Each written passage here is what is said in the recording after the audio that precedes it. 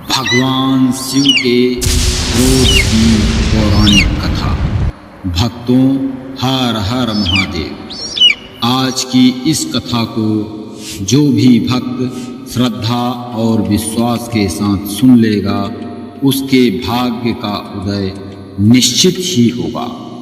हर भक्त के भाग्य में शिव कथा नहीं लिखी होती है। वो भक्त बड़ा भाग्यशाली होता है जिसके भाग्य में शिव कथा लिखी होती है।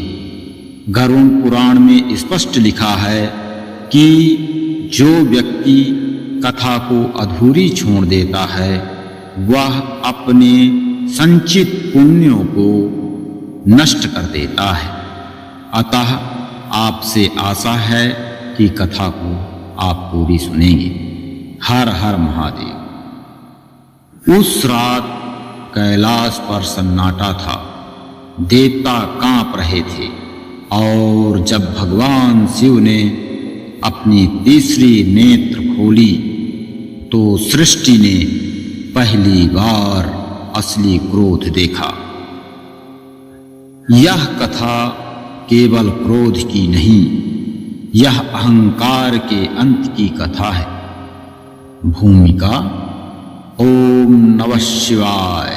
श्रद्धालुओं, आज हम सुनेंगे एक ऐसी पौराणिक शिव कथा जिसे बहुत कम लोग पूर्ण रूप से जानते हैं। यह कथा बताती है जब भक्ति की जगह अहंकार आ जाए तो स्वयं भगवान शिव भी मौन नहीं रहते। राजा दक्ष का अहंकार। बहुत समय पहले की बात है।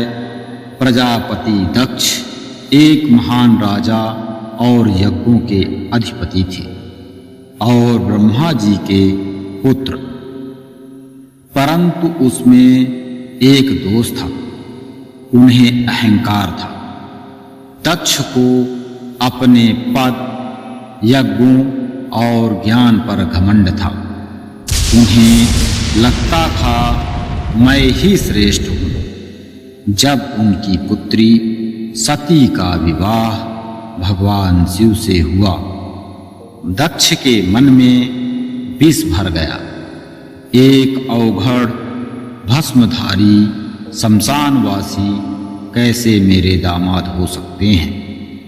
यही सोच धीरे धीरे शिव अपमान में बदल गई।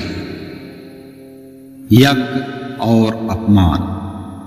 एक दिन राजा दक्ष ने भव्य यज्ञ का आयोजन किया। देवता, ऋषि, गंधर्व सबको आमंत्रण भेजा गया, पर एक नाम जानबूझकर छोड़ा गया, भगवान शिव। सती जी ने जब यह सुना तो उनका हृदय कांप उठा।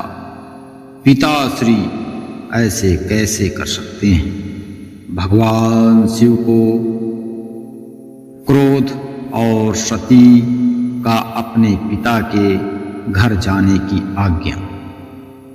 भगवान शिव ने कहा कि बिना बुलाए हुए अपने पिता के घर भी नहीं जाना चाहिए। हे देवी, अतः आप वहां मत जाओ। सती का हठ। सती जी ने कहा कि अपने पिता के घर जाने में क्या हर्ज है। यज्ञ और अपमान जारी रहा। सती ने सोचा पुत्री को पिता के घर जाने के लिए पुत्री को कैसा निमंत्रण। यह सोचकर सती जी कैलाश से अपने पिता के घर पहुंची।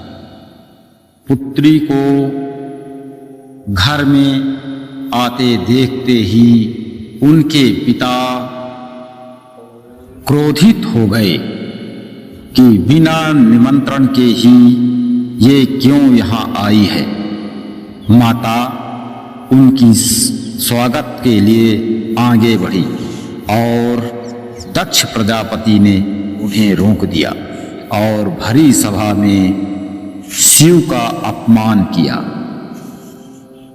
शिव जी को उन्होंने अमंगलकारी और अधम कहा।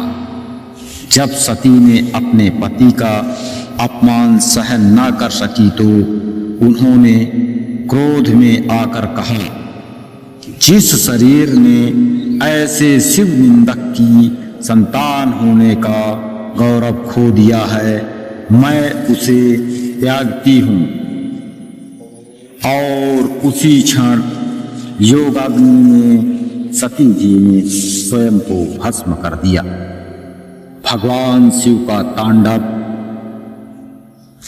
यह समाचार कैलाश पहुंचा तो ब्रह्मांड कांप उठा। भगवान शिव के शांत मुख पर ऐसा क्रोध आया जो आज से पहले कभी नहीं देखा गया था। शिव ने अपनी एक जटा उखाड़कर पर्वत पर पटक दी। उससे भयंकर शक्तियां उत्पन्न हुई।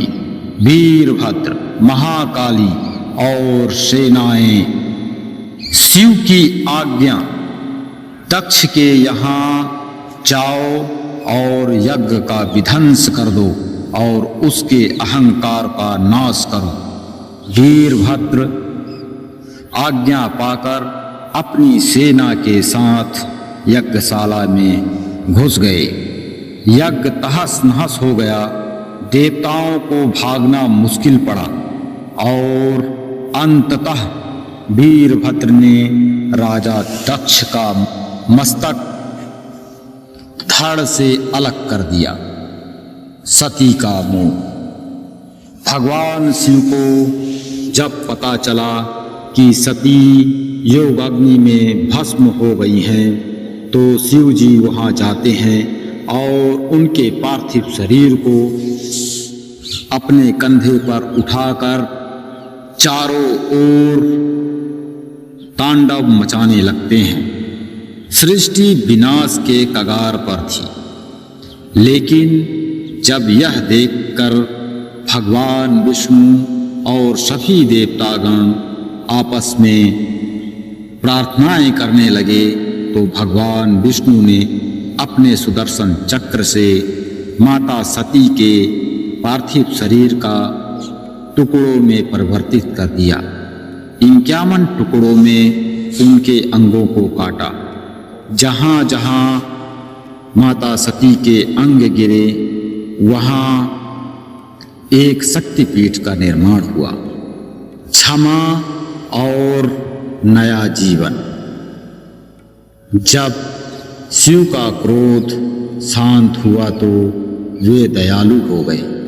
देवताओं की प्रार्थना पर उन्होंने दक्ष को पुनर्जीवित कर दिया, लेकिन एक बकरे का सिर लगाकर। यह इस बात का प्रतीक है कि अहंकार का सिर सदैव काटा जाता है और विनम्रता का संचार होता है। उपसंहार और संदेश। तो मित्रों, यह कथा हमें सिखाती है कि अहंकार चाहे कितना भी बड़ा क्यों ना हो, सत्य और न्याय के सामने उसे झुकना ही पड़ता है। शिव क्रोध केवल विनाश नहीं, बल्कि अधर्म पर धर्म के जीत का प्रतीक है। भक्तों, कमेंट्स में हर हर महादेव अवश्य लिखें और वीडियो को लाइक और शेयर अवश्य करें। चैनल को सब्सक्राइब करना ना भूलें। शिव आपका मंगल करें।